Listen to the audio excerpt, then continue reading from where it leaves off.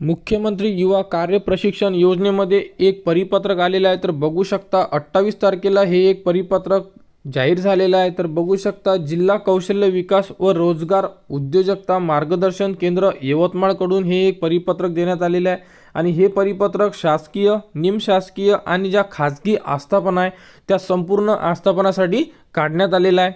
आणि या पत्रामध्ये कायमस्वरूपी रोजगार बद्दलची माहिती मागवण्यात आलेली आहे। तर बघू शकता विषय मुख्यमंत्री युवा कार्य प्रशिक्षण योजनेबाबत उपरोक्त संदर्भात विषयान्वये मुख्यमंत्री युवा कार्य प्रशिक्षण योजना ही संदर्भ क्रमांक 1 येथील शासन निर्णय 9/7/2024 अन्वये कार्यान्वित झाली। सदर योजनेचा मुख्य उद्देश हा रोजगार इच्छुक उमेदवारांना प्रत्यक्ष कामाचा अनुभव प्रशिक्षणातून मिळून त्यांची क्षमता वाढ होईल, तसेच उद्योजकांना त्यांच्या उद्योगासाठी आवश्यक असणारे मनुष्यबळ कार्यप्रशिक्षण योजनेद्वारे उपलब्ध करून देणे हा आहे। सदर योजनेअंतर्गत आपल्या आस्थापनेवर प्रशिक्षण घेतलेल्या उमेदवारांपैकी आपल्या आस्थापनेवर किंवा इतर आस्थापनेत किती उमेदवार कायमस्वरूपी रोजगार मिळाला याबाबत माहिती सोबत जोडलेल्या विहित नमुन्यात कार्यालयास 30/10/2025 पर्यंत सादर करावी, जेणेकरून सदरची माहिती शासनास सादर करणे सोयीचे होईल।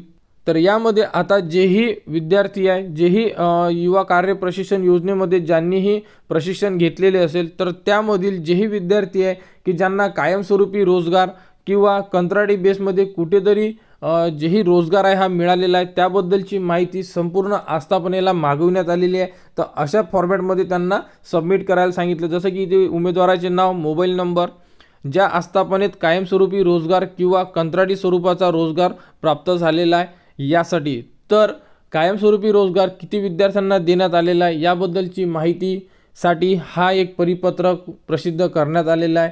तर खरोखर किती विद्यार्थ्यांना युवा कार्य प्रशिक्षण योजनेमधून कायमस्वरूपी रोजगार किंवा कंत्राटी बेस रोजगार मिळालेला आहे तुम्ही सुद्धा कमेंट बॉक्समध्ये सांगू शकता।